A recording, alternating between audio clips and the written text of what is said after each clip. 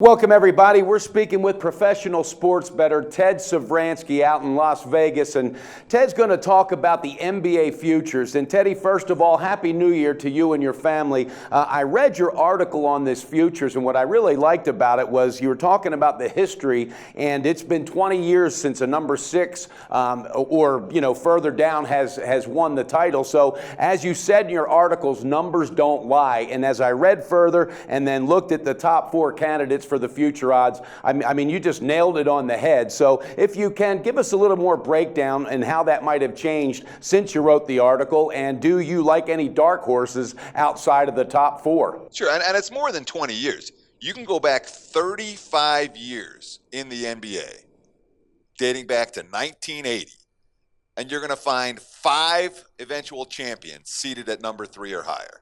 And 3 of those 5 were teams that had already won a title and kind of loafed their way through the regular season. It didn't get didn't really get going until the postseason, but they had that previous championship experience. So basically, when you're talking about the last 35 NBA titles, there's only been 2 upstarts: Dallas in 2011, Detroit in 2004, and at least one of those 2, Detroit in 2004. They faced a Lakers team that was a paper tiger by the time it was the NBA Finals. Yeah. So what that tells us is that when you're looking at futures odds for the NBA, the long shots don't come through. They really don't.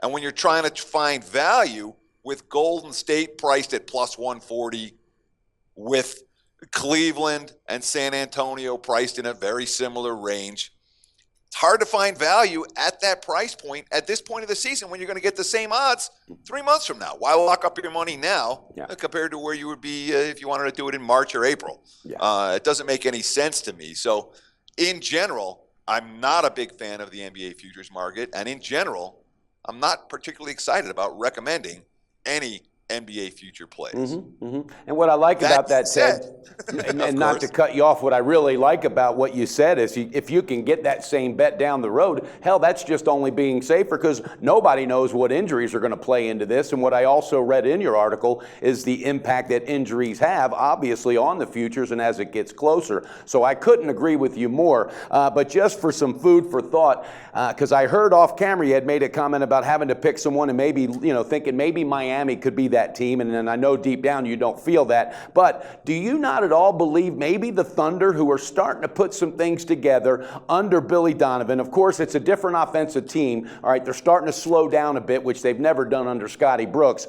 but I think, and again, this is just, opinions are like belly buttons. We all got them, Ted. But I think Oklahoma City, as a dark horse, right now is plus 1,400. Do you even see that viable at all? Do you even see that possible? Absolutely, it's possible. Because when Oklahoma City takes the court against Golden State or San Antonio in a Western Conference playoff series, they're going to have 2 of the best players on the floor in Westbrook and Durant. And obviously, those 2 guys are capable. And, of course, the supporting cast for Billy Donovan is pretty good. But when you really look at OKC under a microscope and you say, can this team beat the Spurs and the Warriors in a 7-game series, 14-1 sounds right. And, again, I don't see that number moving significantly between now and 3 months from now. Wow. And the point of making a future wager, the only point of making a future wager is getting a bet down now that's not going to be there in a month or 2 months or 3 months. And for OKC, with the dominance that the Spurs and Warriors have shown, with their championship pedigree, something that the Thunder don't have, it's not like the odds are going to drop like a rock on the Thunder. Maybe it goes down to 12-1, maybe 10-1, but I don't look at OKC as being oh my God, I got to get this bet down today because these odds are going to move type of team. Yeah. That's a very, very good point. You brought up Miami, and Miami was the team I singled out. At 40-1, I thought that the Heat offered value at that number. And the value comes because you can hedge against a 40-1 long shot should they get to the Eastern Conference Finals. There's no one dominant in the East. Cleveland probably will be a dominant team by April. They're certainly not there yet. But when you look at the rest of the bunch, when you start looking at who's going to finish with the top 2 seeds in the East, Chicago's flawed, Atlanta's flawed, Indiana's flawed, and on. Toronto's flawed. I mean, they're all good teams.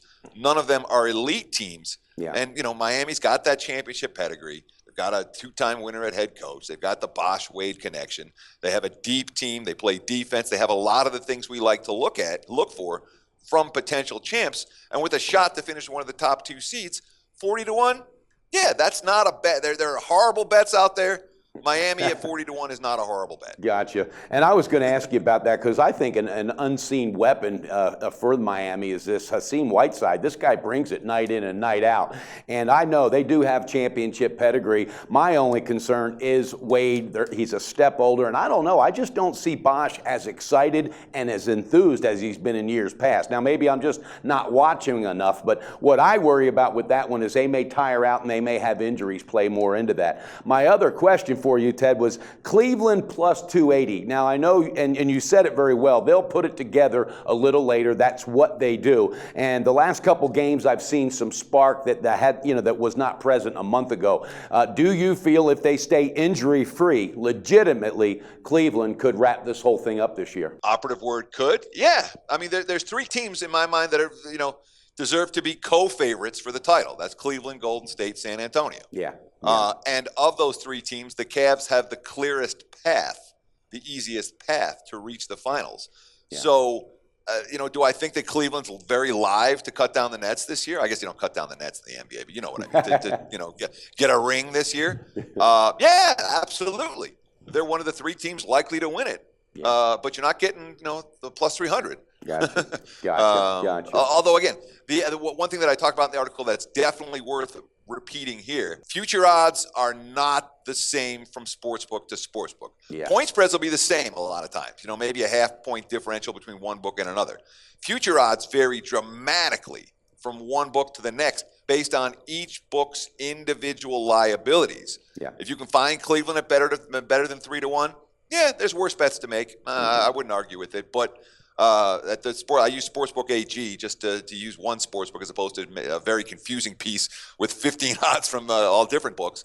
At Sportsbook AG at plus 280, I didn't look at the Cavs as being a must bet at that number right now. Yeah, and you brought up a very good point because when I read the article, that's when it really was brought to my attention because, like you said, typically books on a spread, on a side, on totals, they may be a half-point variance or a point, something like that. But as I read your article and then I went ahead and made some copies and broke down a bunch of the future odds with the books, you're right. And I'm not just talking $50. There's some that are $100, and more. So there's that opportunity to find that value. Okay, Ted, thank you so much for being with us and talking about this NBA futures. I wish you again a prosperous year. We look forward to having you back again with us real soon.